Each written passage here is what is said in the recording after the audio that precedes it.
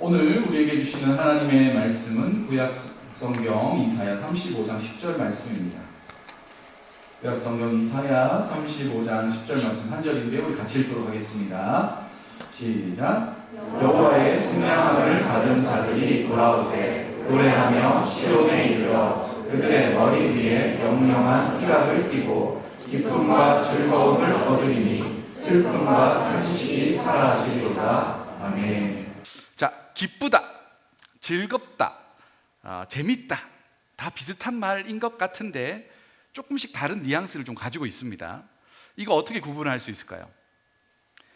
일단 세 단어 자체가 좀 다 우리에게 긍정적인 의미로 다가오죠. 기쁘다, 즐겁다, 재밌다.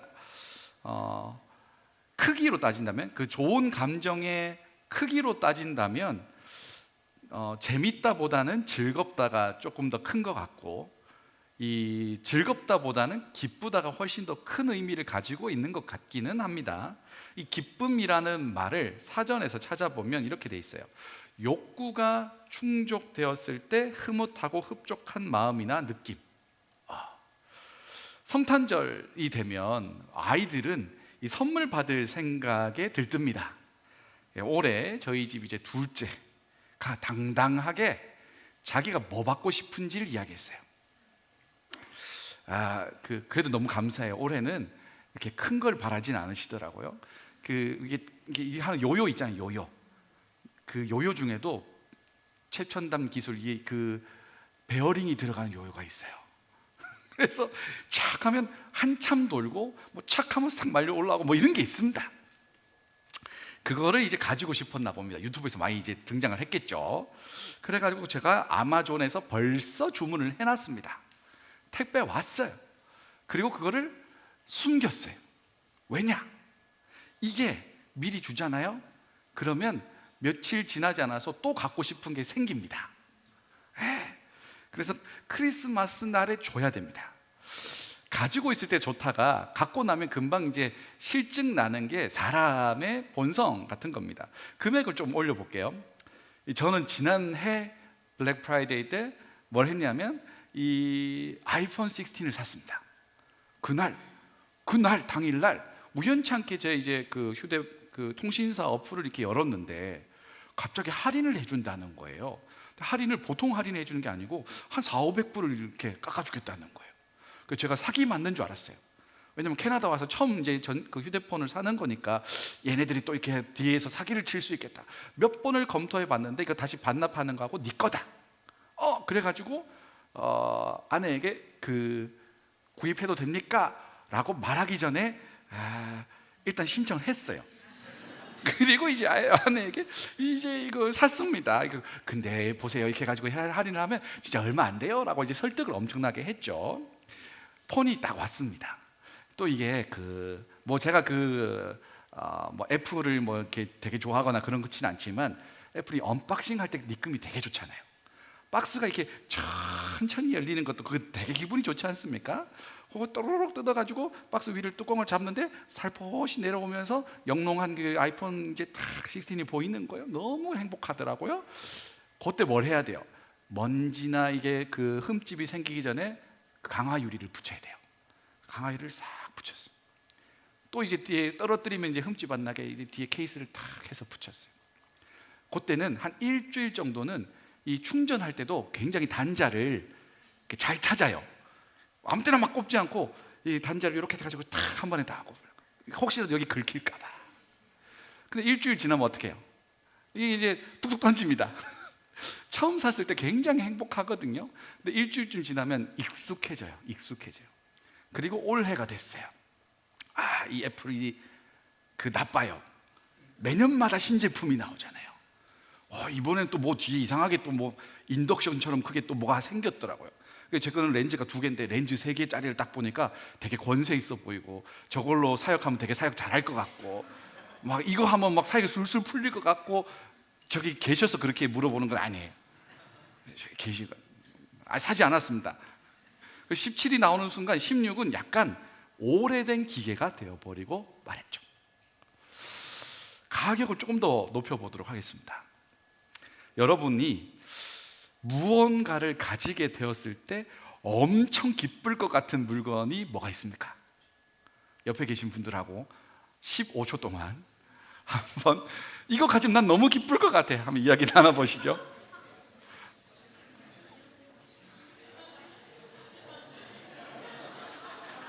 봐요, 이렇게 벌써 기분이 좋잖아요.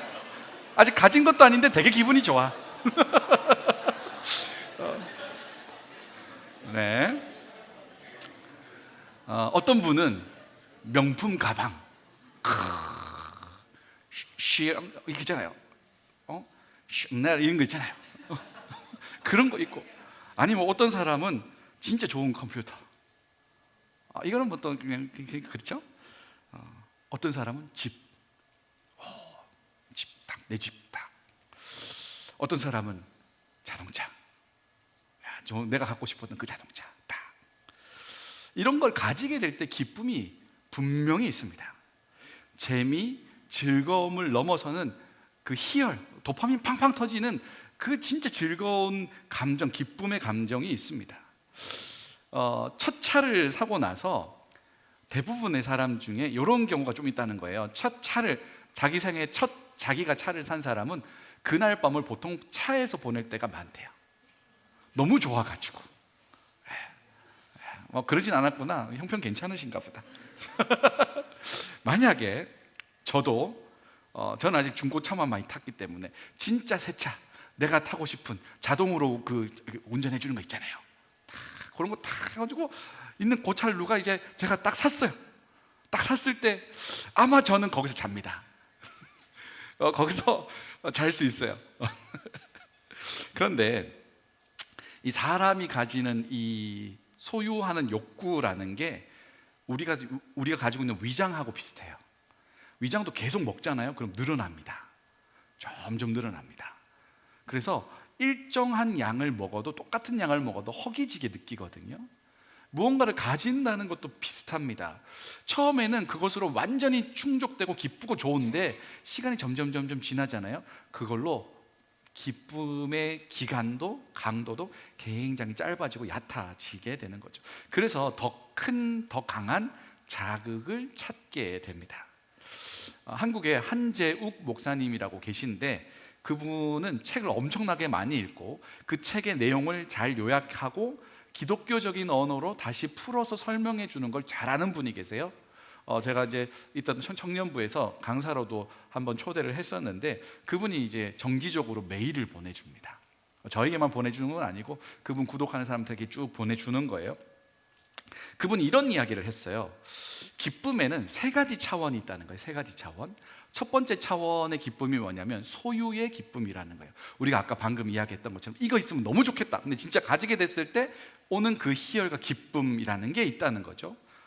이 기쁨, 소유의 기쁨은 초반에 엄청 폭발적인 강도의 기쁨을 주다가 아주 짧은 시간 안에 거기서 싹 사라지게 되어버립니다. 여러분 그 가지고 있었던 진짜 좋은 핸드폰 처음에 너무 좋았어요. 근데 유리에 금이 쫙 가는 순간 이게 약간 얘를 바라보는 나의 시선이 달라져. 처음에는 너무 영롱하고 예뻤는데 금이 딱 가는 순간 이렇게 되는 거지. 그러니까 소유할 때 처음에 너무 강도 높게 나오다가 점점 사라지는 게 소유의 기쁨이라는 거예요. 두 번째 기쁨은 성취의 기쁨이라는 겁니다. 어떤 것을 이루어냈을 때, 어떤 것을 해냈을 때 오는 그 뿌듯함, 내가 이걸 할 수 있게 됐어 라는 성취감을 가지는 것, 그게 성취의 기쁨이라는 거예요. 캐나다 온 지 저도 아직 뭐 얼마 되지 않았지만 초반에 제일 힘들었던 게 뭐냐면 행정적인 걸 해야 되는 게 되게 힘들었어요. 법이 다 다르니까 뭐 해야 되는 게 되게 많고, 서류가 한국은 업로드하면 바로 뭐 통과 해가지고 앉은 자리에서 내가 하려던 행정적인 업무가 다 끝나는데 여기는 뭘 올려놓으면 며칠 걸리고 기다리는 시간도 있고 그 가운데 이게 서류가 잘 됐는지 안 됐는지 막 이런 거 하는 그 기간을 맞이하는 게 생각보다 조금 저에게는 스트레스가 됐습니다. 아이들 학교 보내는 거, 뭐 하는 거 이런 거 있잖아요. 그 중에서도 그 CRA에서 메일이 오면 굉장히 스트레스였어요. 내가 뭘 잘못했나, 혹은 내 소득 신고가 뭔가 잘못됐나. 제가 들었던 바로는 캐나다 오면 텍스 리펀이 되게 잘 된다는 거예요. 근데 안 되는 거예요. 나는 1년 동안 받은 게 없는 거예요. 그래서 이상하다. 우리 회계 그 사무 도와주시는 분한테 나는 왜 이거를 다 세금 신고도 다 했는데 왜 난 안 줘요? 라고 물어봤더라고요. 그러다가 올 가을인가 CRA에서 또 뭐가 왔습니다. 알람이 떴어요. 갔더니 너의 자녀들이 진짜 네 자녀인지 모르겠다. 그래서 이 아이들의 출생을 증명할 수 있는 서류를 넣어라. 그래서 서류가 한 16개 중에 하나만 넣으면 되는 거예요. 제일 쉬운 게 이제 패스포트를 넣는 거예요. 그래서 그 스캔을 해가지고 딱 업로드를 했어요. 업로드하는 순간에도 이거 업로드해도 되는 건가? 이거 포토카피라고 하는데 포토카피가 도대체 뭐였을까? 스캔해도 되는 건가? 막 여러 가지 생각을 하면서 모든 게 다 조심스러운 거예요. 그래가지고는 이걸 딱 올렸습니다. 그랬더니 뭐 한 며칠 지나니까 답이 왔어요. 네 거 잘 받았다. 다시 계산해서 줄게. 라고 하더니 1년치 밀린 걸 막 주는 거예요. 캐나다는 좋은 나라입니다. 이게 떼먹진 않더라고. 올해 받아야 될 리베이트 총량이 있잖아요. 그거를 막 그래서 연말에 여보 갖고 나라에서 돈을 줘. 막 이러면서 에라 모르겠다. 오늘은 회식이다 해서 북창동 순두부 가가지고 내 식구가 먹으면서 감격하고 이 눈치 없는 우리 둘째 아들은 자기는 통닭을 먹겠다며 순두부집에서 치킨을 시켰는데 그것도 되게 맛있었어요. 무언가를 하나 서류를 넣었을 때 해결이 됐을 때 오는 뿌듯함. 그 중에 제일 저에게 진짜 스트레스를 줬던 건 큰아이가 고등학교를 진학을 하는데 일반 자기 동네 바운더리가 아니라 아트 바운더리로 가는 거예요. 이 친구 이제 음악을 하고 있어가지고 아트 바운더리를 하는데 서류가 엄청 많은 거예요. 뭘 해야 돼요? 사인을 계속 해야 되고 뭔 서류를 준비해야 되고 준비하는데 거의 한 달 가까이 걸린 것 같아요. 그 제출해야 되는 날이 거의 다 다가왔습니다. 학교로 가서 직접적으로 내야 되더라고요. 서류를 뭉치가 이만큼이에요. 그걸 들고 학교에 갔어요. 제 앞에 어떤 분이 계셨는데 선생님이 그 행정하는 선생님인가 봐요. 봤더니 착착착 넘기다가 한참을 이야기를 나누더니 돌려보냈어요. 서류가 뭔가가 잘못됐기 때문에 빨리 여기 바로 옆에 시청이 있거든요. 말컴 시티 센터에 가가지고 이거 발급하고 해와야 된다. 그런데 그날이 거의 마감 날이었는데 금요일이었거든요. 3시인가 4시에 이분이 간 거예요. 근데 오늘 못 내면 끝나는 거예요. 제가 바로 뒤에 있었거든요. 얼마나 긴장이 되겠어요. 제 소리를 꼼꼼하게 들어서 괜찮을까. 그래가지고는 제 차례가 돼서 딱 냈습니다. 내 앞에 있는 분은 이제 빠꾸 먹고 저는 가가지고 딱 냈는데 이분이 굉장히 시니컬하게 착착착착착착 너무 딱 보더니 저를 보면 굉장히 차갑더라고요. 착착착착착착 하더니 마지막에 탁 덮고는 저를 보면서 빵긋 웃으면서 퍼펙트 이러는 거예요. 뭐 내가 대학 입학한 것도 아닌데 딱 그걸 딱 제출하고 나와서 차에 앉아서 사실은 소리를 질렀어요. 와! 내가 이 모든 서류를 준비해가지고 아이를 위해서 제출을 했는데 행정적으로 깔끔하게 뭐 손댈 거 없이 깔끔하다는 거예요. 너무 좋다는 거예요. 이렇게 다들 준비해 왔으면 좋겠다는 거예요. 그때 내가 캐나다에서 뭔가를 준비해서 했구나, 뭔가 프로세스를 완결을 했구나라는 것에 대한 굉장한 희열이 있었습니다. 그래가지고 아내한테 전화해서 딱 여기 좀 있어 보이게 여보, 내가 다 냈어, 됐어. 너무 잘 됐다. 우리 와이프는 이 기쁨을 몰라요. 내가 내 손으로 다 했으니까 나는 고생했거든요. 막 은행 가가지고 이거 해야 되는데 도와주시고 막 이렇게 너무 힘들었는데 그게 다 해결됐을 때 오는 기쁨. 성취의 기쁨은 꽤나 오래 갑니다. 왜냐하면 나라는 사람에 대한 어떤 일종의 증명이 되기 때문에 오랫동안 준비했던 직장에 취업하거나 하고 싶었던 일들을 해냈을 때 자기 자신에게 오는 그 칭찬과 격려를 막 쏟아 부어주면서 느껴지는 그런 성취의 감정이 있죠. 그런데 이 성취의 기쁨도 그걸 다 뒤엎을 만한 문제나 상황이 놓이면 금방 사라집니다. 여러분이 원하는 직장에 들어갔을 때 와, 드디어 내가 여기 들어갔다 했는데 과장님이 맨날 막 혼내고 너 이래가지고 직장 왔냐 이렇게 하면 그때 성취의 기쁨이 싹 사라지는 거예요. 내가 이것밖에 안 되나? 좌절하게 되고 그러니까 그 성취의 기쁨도 더 큰 어떤 것 앞에서는 무너져 버리게 되는 경우가 많죠. 이 소유의 기쁨, 성취의 기쁨 말고 더 깊고 오래가는 기쁨, 더 근본적인 기쁨이 있는데 그것이 세 번째 차원의 기쁨인 존재의 기쁨입니다. 존재의 기쁨. 우리 이사야 35장 10절 말씀 같이 읽겠습니다. 시작. 여호와의 속량함을 받은 자들이 돌아오되 노래하며 시온에 이르러 그들의 머리 위에 영영한 희락을 띠고 기쁨과 즐거움을 얻으리니 슬픔과 탄식이 사라지리로다. 아멘. 오늘 본문에서 누가 이 기쁨을 누리냐면 속량함을 받은 사람이라고 표현합니다. 속량이라는 말을 다른 말로 표현하면 구원받은 사람들이라고 할 수 있어요. 그들이 처한 문제와 어려움 속에서 건져냄을 받은 사람들. 우리가 이사야 지금 네 번째 촛불을 가지고 이야기를 하는데, 이사야는 북이스라엘, 남유다가 존재하고 있을 때 북이스라엘이 아시리아에 의해 멸망당하는 걸 남유다 사람들이 실시간으로 보면서, 특별히 남유다에서 사역하고 있었던 이사야가 저들이 망한 것과 우리가 지금 망하게 될 이유가 똑같다는 걸 알게 됩니다. 북이스라엘도 하나님 자리에 자신을 올려놓고 힘 있는 사람들이 힘 없는 사람들을 짓누르는 것 때문에 멸망을 당하거든요. 하나님께서 돌아오라고 몇 번이나 이야기했는데 그걸 무시했기 때문에 멸망을 당했습니다. 근데 남유다를 보니까 남유다도 다를 게 하나도 없어요. 하나님 무시하고 힘으로 사람들을 짓밟고 우상을 은밀하게 섬기고 막 하는 그 똑같은 행태가 있었던 거예요. 우리도 망하게 될 거라는 것을 예언하는 책이 이사야죠. 근데 동시에 망하는 걸로 끝나는 게 아니라, 그러나 하나님이 너희를 망하게 하고 포로로 끌려가게 한 이후에 다시 돌아오게 할 거다라는 책이 이사야에 다 들어있는 거예요. 망하는 것과 돌아오는 회복이 같이 있는 책이 이사야입니다. 그러니까 여기 나오는 여호와의 속량함을 받은 사람들은 포로로 끌려갔다가 다시 돌아오게 될 사람들이 누리게 될 기쁨을 이야기하는 겁니다. 동시에 이 이야기는 언약대로 이 땅에 오신 예수 그리스도를 통해서 누리게 되는, 우리가 누리게 되는 그 기쁨을 이야기하는 것이기도 합니다. 구속, 속량, 이거 다 법정인 용어입니다. 어떤 사람이 책임을 져야 되는데 그 책임을 자기가 다 못 지는 거예요. 누군가 대신 그 값을 다 치러줄 때 속량이라고 부릅니다. 죄에 대한 대가가 완전히 다 없어진 것, 채무가 없는 거예요. 그래서 석방되는 것, 그게 속량이거든요. 우리는 이게 어떤 의미인지 너무너무 잘 알죠.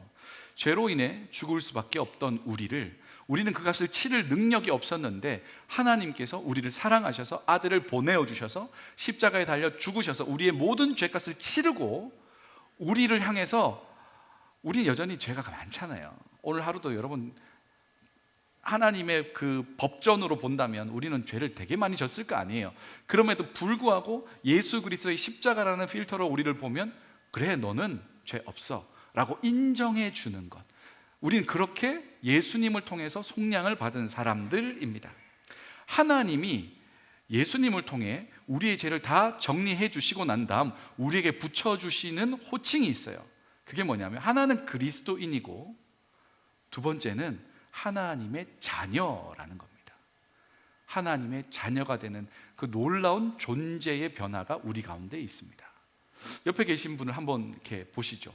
하나님께서 아들을 내어주고 우리를 구원하실 만한 그런 귀하고 값어치가 있는 사람들이에요. 내 눈에는 아닌 것 같은데, 하나님 눈에 그렇다고요. 옆에 계신 분에게 이렇게 축복을 해주시면 좋겠습니다. 당신은 존귀한 존재입니다. 시작. 이 하나님의 자녀, 하나님의 자녀라는 존재, 구원받은 사람이라는 이 존재는 그 사람이 가지고 있는 재산의 정도나 얼굴의 잘생김의 예쁨의 정도나 그 사람이 가지고 있는 스펙이나 이런 것과는 거리가 너무 멀고 하나도 관계가 없어요. 하나님이 제 얼굴 보고 저를 구원해 주신 게 아닙니다. 그죠? 하나님이 제 가능성을 보고 저를 구원해 주신 게 아니에요.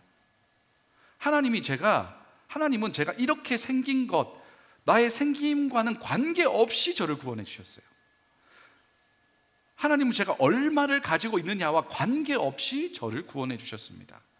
심지어 하나님은 내가 죄가 많다는 것도 알면서 구원해 주셨습니다.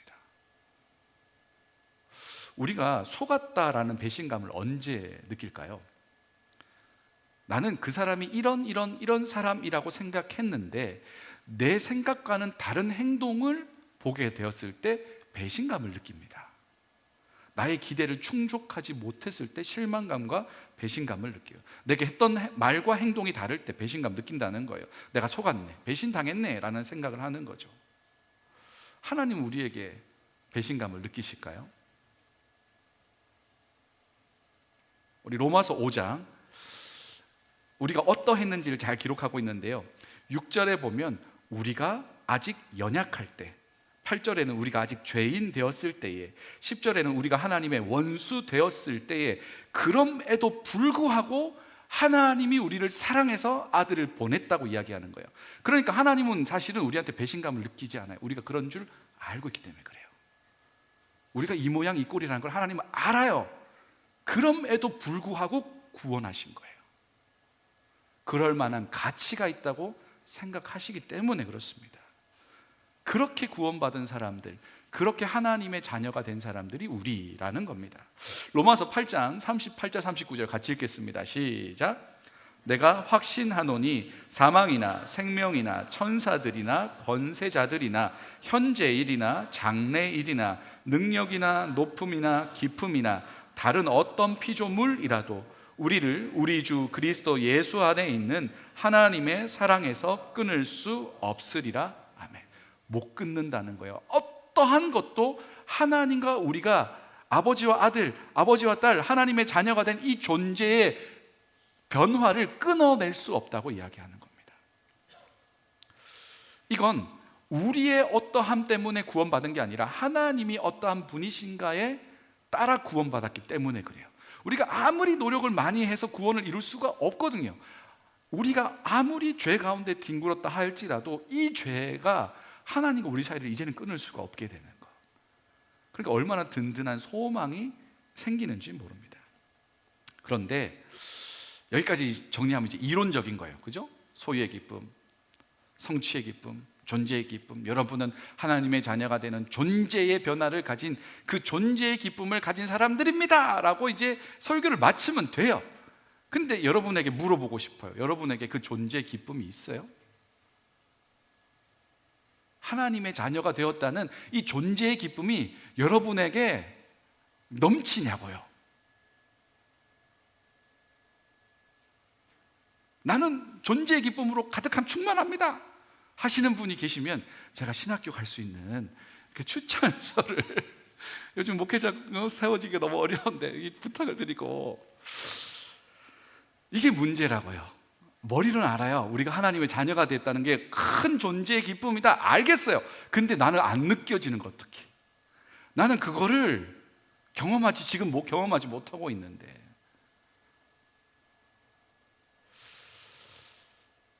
여러분 언제 그 존재의 기쁨을 진하게 느낍니까? 내가 예수님 진짜 인격적으로 깊이 만났을 때. 그죠? 이제 곧 수련회가 있는데 수련회 때 또 하나님 그런 기쁨을 주실 거라고 저는 생각하고. 예. 근데 그 기쁨, 그때 느꼈던 희열, 기쁨, 하나님 내가 정말 하나님 것입니다 찬양하고 기뻐하면서 주님 영광 올려드립니다 쫙 했다가 그것도 수련회도 한 3, 4일 지나면 그 감정이 금방 없어져요. 수련회 마치고 가는 길에 친구랑 투닥투닥 하면 그 존재의 기쁨이 갑자기 사라져 가는 것 같다고요.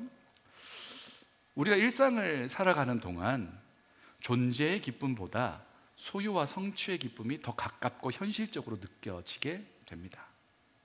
그런데 여러분이 죽음 앞에 서 있으면 소유와 성취는 아무런 힘을 발휘하지 못해요. 죽은 사람이 진짜 좋은 관에 누웠다고 와, 내 좋은 관에 누웠네 하고 기뻐할까요? 웅구차 막 롤스로이스 타고 간다고 내 진짜 인생 잘 살았네, 내 죽을 때 아주 제일 좋은 차 타네 하면서 기뻐할까요? 아니라고요. 죽음 앞에서는 소유와 성취가 힘을 못 써요. 그것으로 우리는 기뻐할 수가 없다고요. 죽음 앞에서 존재만이 힘을 발휘합니다. 죽음 앞에서 하나님의 자녀가 되었다는 그 존재는 다른 어떠한 것도 무너뜨릴 수 없는 강력한 힘을 발휘하고 그때 우리 영혼은 기뻐하게 됩니다.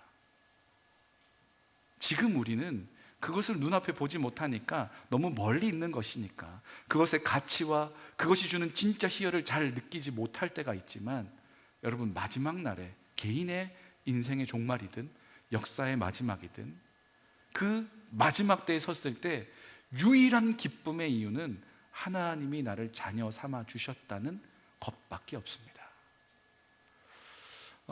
임종을 앞둔 분들과 이야기를 나누거나 예배를 드려보면 이것이 얼마나 큰 힘과 기쁨인지를 알게 됩니다.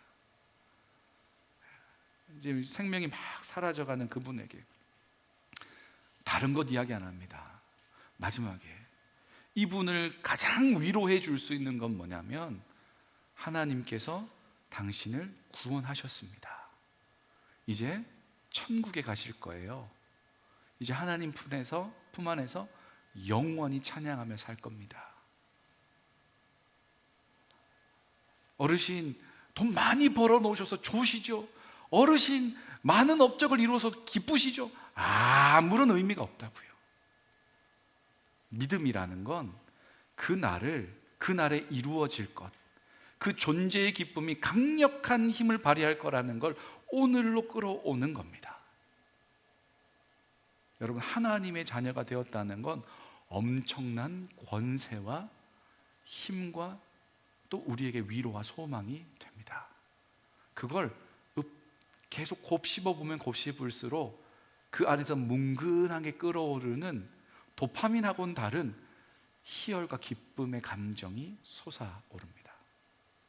제가 첫 대학생 시절을 보낼 때 교회 전체 교회 사이즈가 한 요보다 작았던 것 같은데, 요만한 상가의 그 교회에 제가 다녔거든요. 출석을 하고 신앙생활을 했는데, 토요일 날 오후쯤 됐는데 제가 예고 없이 교회를 간 거예요. 그때 청년이 한 서너 명 요 정도밖에 안 됐습니다. 제가 이제 저희 집에서, 저희 학교 기숙사에서 그 교회까지 버스로 1시간 정도 타고 가야 되거든요. 그 교회를 너무 가고 싶은 거예요. 예고 없이 그냥 간 거예요. 문이 잠겨 있을 수도 있어요. 일단 갔어요. 갔는데 노랫소리가 들려요. 이상하다. 노래를 되게 못하더라고요. 누가 이렇게 노래를 못하는데 노래를 이렇게 교회에서 크게 부르고 있나. 문을 빼꼼히 열었는데 목사님이, 이분은 완전 상경상도 남자, 무뚝뚝한 것에 이제 결정체인데, 그분이 뭐 하고 있냐면 예배당을 뛰어다니면서 찬양하면서 막 찬양하고 있어요. 그래서 어디가 많이 편찮으신가. 근데 그때 불렀던 노래가 아직도 기억납니다. 내 안에 계신 예수의 이름이 승리했네. 이분에게 구원받았다는 감격이 다시 뭔가 팍 올라왔나 봐요. 그래서 찬양하면 막 뛰면서 찬양을 하시는데, 제가 멀리서 뒤에서 한참 이렇게 봤어요. 도대체 목사님을 저렇게 뛰게 만들고 노래하게 만드는 그 동력이 무언가. 나이 많은 중년의 목사님이 혼자 막 뛰어나면서 주님의 승리를 막 찬양하고 있더라고요. 그건 늘 그렇게 느끼면 참 좋겠지만, 잊고 살다가도 한 번씩 그것을 묵상하고 읊조리면 읊조릴수록 더 깊게 배어 있었던 그 소스가 막 터져 나오듯이 우리의 영혼을 적시고 기쁨으로 초대하는 놀라운 능력이 됩니다. 오늘 집에 가가지고 한번 씹어보세요. 하나님, 내가 죽음도 생명도 어떤 것도 흔들 수 없는 하나님의 자녀가 되었다는 걸 알았습니다. 하나님 고맙습니다. 그냥 자기 전에 한번 툭툭 던져보세요. 여러분의 영혼이 얼마나 기뻐하는지를 알게 될 거예요. 세상은 예수님에게 존재의 기쁨을 달라고 요구하지 않았습니다. 세상은 예수님에게 소유와 성취를 이뤄달라고 요청했어요. 이 로마의 압제하에 있는 히브리 민족을 구원해달라. 내가 배고프지 않게 도와달라. 내가 아픈 것을 치료해달라. 소유와 성취의 예수 그리스도를 굉장히 원했습니다. 근데 예수님은 그것 해주셨지만 그것을 위해 오신 분이 아니죠. 우리의 존재를 변화시키기 위해 오신 분이었습니다. 이게 부딪힐 때마다 사람들이 예수님께 왔다가도 적이 되어서 돌아갑니다. 내가 원하는 신이 아니기 때문에 그래요. 내가 원하는 바를 이루어주기를 원하는데 예수님 자꾸 그게 아니라는 거예요. 제자들도 그랬습니다. 하나는 주의 우편에, 하나는 좌의 우편에, 좌우편에 딱 앉아가지고 나라를 다스리는 권세를 주옵소서. 소유의 기쁨이죠. 내가 그런 이 소유, 나라를 다스리는, 10고을을 다스리는 권세를 주십시오. 엄마 동원해가지고 로비하고 막 이랬단 말이에요. 예수님 그거 아니라고 이야기하니까 막 승질내고 짜증내고. 때때로 우리도 하나님으로부터 이런 기쁨을 요구할 때가 많습니다. 소유의 기쁨, 성취의 기쁨을 얻고 싶어 합니다. 이런 걸 달라고 굉장히 많이 노력을 하죠. 우리의 기도의 대부분은 사실은 이런 겁니다. 하나님, 내 이 소유를 주옵소서.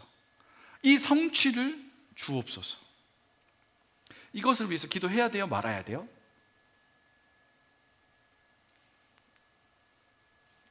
해야 됩니다. 해도 됩니다. 해야 돼요. 그런데 이것에만 집중하면서 기도하면 나의 기도에 하나님은 점점 사라져가요.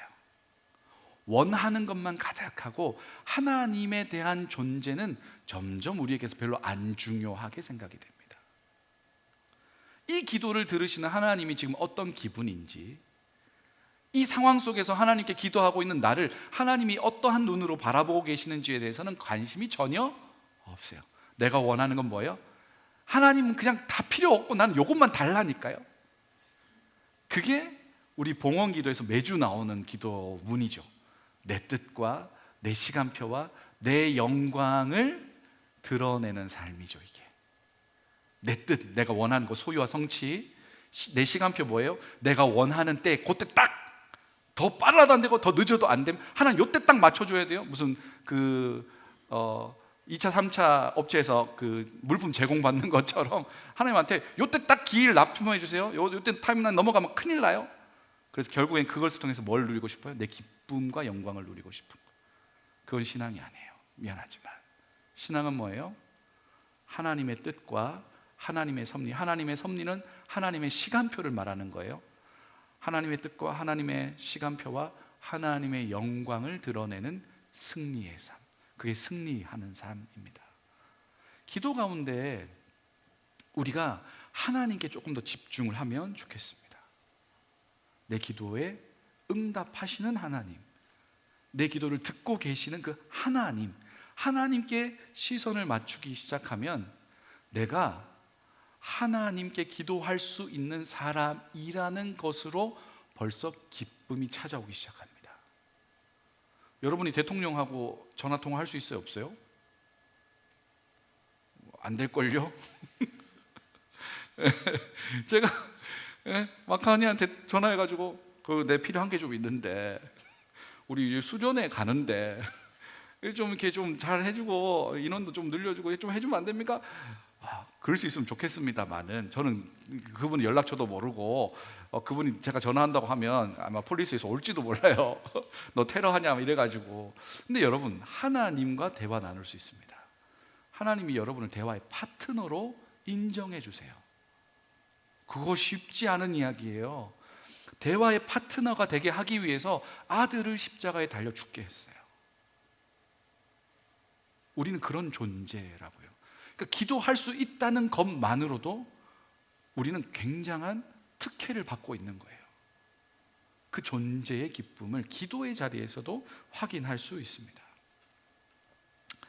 이런 존재의 기쁨이 곳곳에서 다 발견할 수 있지만 사실은 우리는 그것에 별로 관심이 없고 뭐에 관심이 있어요? 소유와 성취의 기쁨을 요청하면서 그 존재의 기쁨을 다 덮어버리고 살아갈 때가 꽤나 많다는 거죠.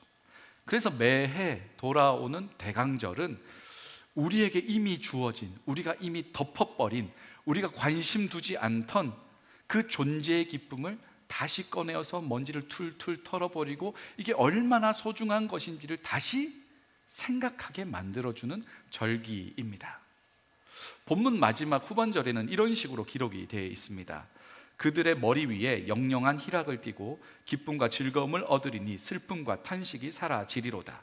이거 조금 더 원문의 의미를 살려서 읽어보면 이렇게 되어 있습니다. 기쁨과 즐거움이 그들을 따라잡고 슬픔과 탄식이 달아날 것이다. 내가 지금 슬픔과 탄식 속에 있는데 내가 기도하기 전에 이미 하나님이 시작하셨어요. 기쁨과 즐거움이 나를 향해 달려오고 있어요. 뒤늦게 출발한 게 아니에요. 내가 슬픔과 탄식 속에 있을 때 이미 하나님은 스타트 하셨어요. 그래서 나를 따라잡는 거예요. 그러니까 하나님이 우리를 얼마나 많이 깊이 생각하시는지 우리가 알 수 있는 거죠. 그러니 여러분, 슬픔과 탄식 가운데 우울과 답답한 일이 있을 때 이미 시작하신 하나님을 신뢰하면서 바라볼 수 있게 되길 바라요. 하나님 이미 시작했습니다. 우리가 아버지라고 부르기 이전에 하나님은 이미 시작하셨습니다. 그 기쁨과 즐거움은 우리를 향해 달려오고 있는 중입니다. 그러니 지금 문제와 상황이 나의 전부라고 착각하지 마세요.